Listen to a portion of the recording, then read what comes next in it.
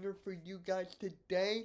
But if you're new here and you like reaction videos, especially to basketball, make sure you hit that like, subscribe, and hit that notification bell for all reaction videos. Today, we got a banger from my guy, Spoonie Logically. The link to the video is in the description. Make sure you go and subscribe to him.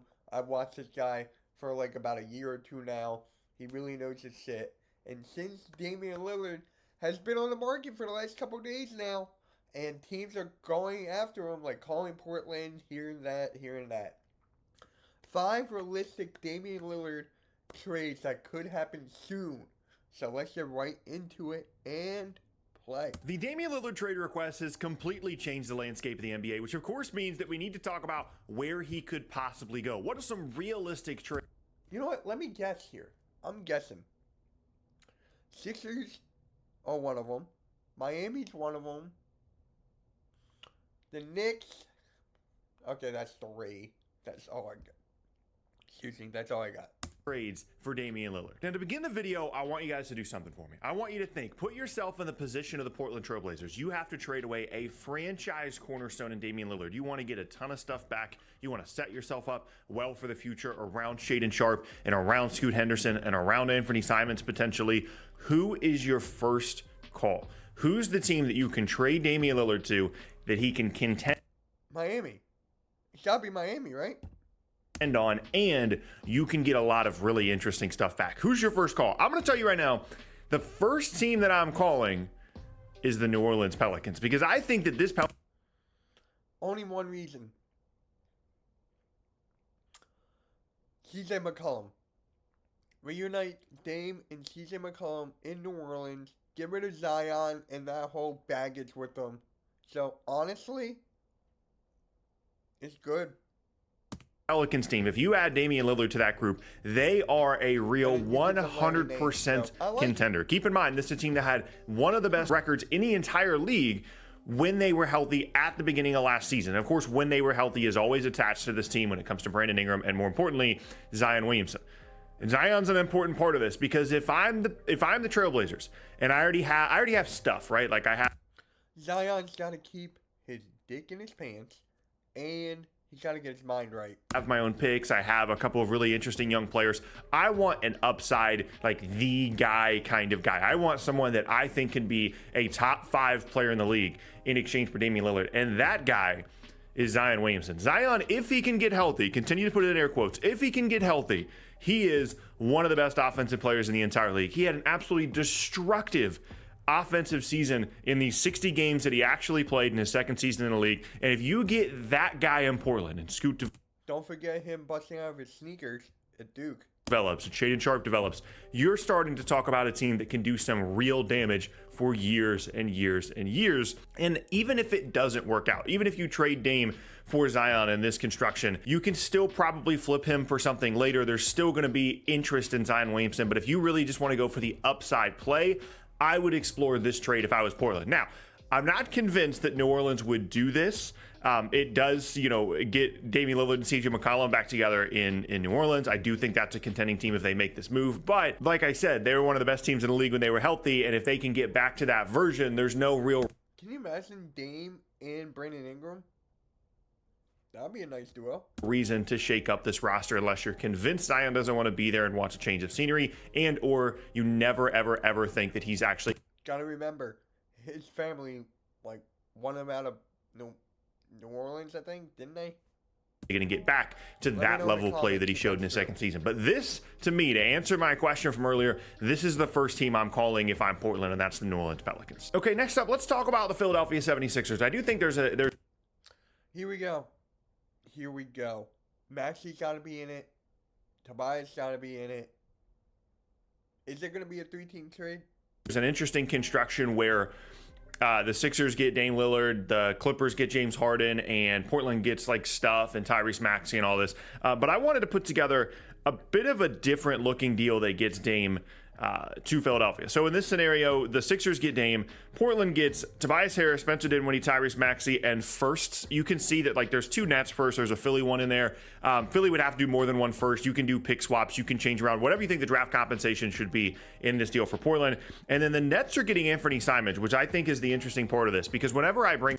All right, Sixers fans, you're going to hate me for this. But if I'm 100% getting Dame, and it's a guarantee that we get out in the second round, I'm for it. Gotta be out in the second round. We still don't have a bench. We need to work on that. So I'm actually fine with it to an extent. Bring up to anybody the idea of Tyrese Maxey being the cornerstone of a Damian Lillard trade going back to Portland. People point out, well, they don't need any more guards. They've got Scoot, they've got Anthony Simons, Shaedon Sharpe is a perimeter player. Like, they don't need any more of these guys. I said, okay, that's true. But I think that Tyrese Maxey is not only better than Anthony Simons, but has more upside and more potential moving forward. Maxey's definitely better than Simons by far. Than Anthony Simons, who's very, very good, by the way. Anthony Simons is good, and Brooklyn desperately needs a lead guard, someone that can provide them explosiveness in the backcourt, that can shoot the ball, and can be... Can you imagine if they got Simons, Bridges, and Cam Johnson? Well insulated in this defensive infrastructure that they have there in Brooklyn, where they have so many two-way wings that can surround someone in Anthony Simons that's just never going to be a good defender. So Brooklyn gives up some stuff to get a lead guard. It's not Dame, but it's still a very good player that's under contract long-term that fits the timeline of what they're doing pretty well. The Sixers still have to figure out what they're going to do about James Harden, but they trade away, Maxey and Harris to get Portland. It looks like we're keeping Harden at this rate. Some salary relief, as well as Maxey, obviously, in the draft picks in terms of the assets in exchange for Dame. And Portland gets a cornerstone player in the trade in Tyrese Maxey, and again, salary relief in the form of Spencer Dinwiddie, as well as Tobias Harris. Now, this is a tough one for Philly because you really have to get good stuff in exchange for Harden then, because then basically you're trading Tyrese Maxey, James Harden, and Tobias Harris for like... He's got a point. If it is just Dame here, we got to get something for Harden back. Damian Lillard and whatever you hope to get for James Harden. So I understand why it might not work for Philadelphia, but this kind of construction where you reroute one of the guards so that Portland can take in Tyrese Maxey as the main piece of the Dame trade, that's really more so what the discussion is about here. Next up, let's talk about the Miami Heat, of course. They're going to play a very big part in any Damian Lillard trade discussion. We already know this. And in this construction, I'm doing something a little bit different because I've been really thinking about that Jeremy Grant contract that Portland signed. Jeremy Grant's contract has to be in here to get moved. That is one. Two, can you imagine if you get Brunson and Lillard in that backcourt with that defense? That defense is not going to be that good at all. Wait, why am I thinking of New Orleans? Oh my God, why am I thinking of the Knicks? It's Miami, Mitch. It's Miami. I think there's already real regret there. They tried to get him to sign that, or they got him to sign that contract with the understanding that they thought Damian Lillard was going to return to the team and that they had to sign that contract.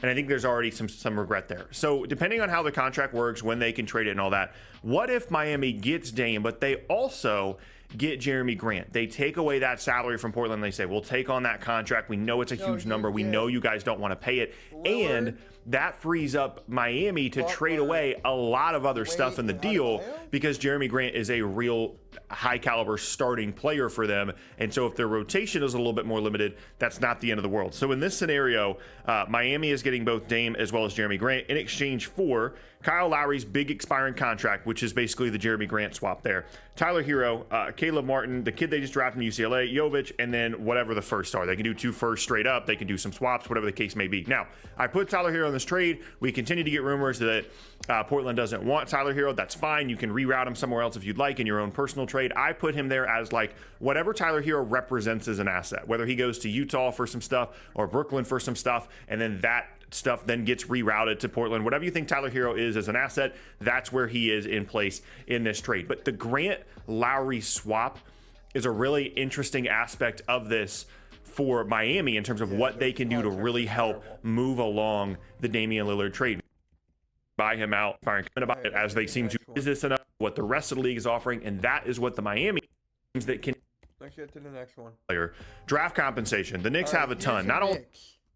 So they get Lillard for RJ Barrett Evan Fournier and picks. So, can you imagine that backcourt between Brunson and Lillard? That defense, I don't know. They get rid of RJ Barrett. All the picks are great, but they have picks from other teams. They have their own picks. You can put in as many as you want. I have, again, the picks there are just placeholders. You can do swaps. You can do whatever you want.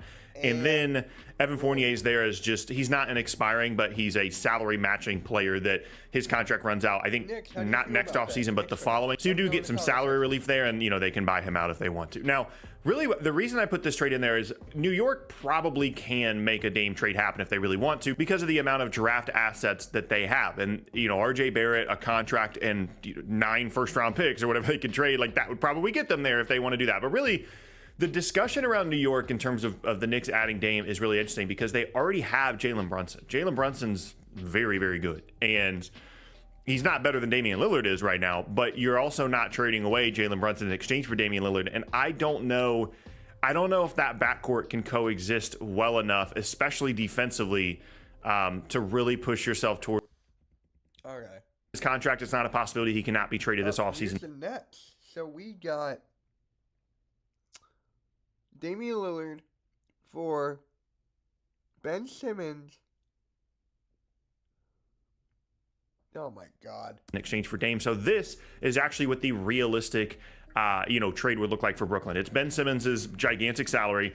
The 2 of the kids that they just drafted in the first round, you can put Cam Thomas in there as well. And then again, 3 first-round picks, mostly as a placeholder for, as the tweets like to say, draft compensation, right? So Brooklyn, I think, is the fulcrum of all of this. Like, they are the pivot point of how the Lillard trade situation goes as well. How are they? I thought it would be Miami. As how much Portland gets back for him, because if Brooklyn shows a lot of interest in getting Dame and they're like, you know what, we'll do 4, 5, 6 first-round picks in exchange for Damian Lillard plus some salary. We put Dame alongside Mikal Bridges, Cam Johnson, and Claxton. We think we're close to contention. If they're willing to do that, then I think it starts eliminating a lot of teams quickly. I think it eliminates the Clippers in terms of being able to get them, and eliminates Miami. Okay. They can give up more than the Heat can. Those are my trade ideas. Let me know down in the comments. All right, guys. All right. How do you feel about these? Sixers, I'm not mad at. I mean, we're stuck in a predicament, so we'll take anything here. The Knicks is kind of interesting with the Brunson and Lillard backcourt. The Pelicans one is really interesting because you get to put Ingram or Lillard there. Miami Heat, predictable, right? And then the next one, the last one, is just like, why would they take on Ben Simmons? To match contracts, I get it, right? To match contracts, I get it. He's not going to play. Like, I'm not going to rant on Ben Simmons. I've been doing that for years. So, let me know what you guys think about these trades in the comment section below. While you're down there, hit that like, subscribe, and hit the notification bell for all new reaction videos. And, yeah, guys, I am out. MK out.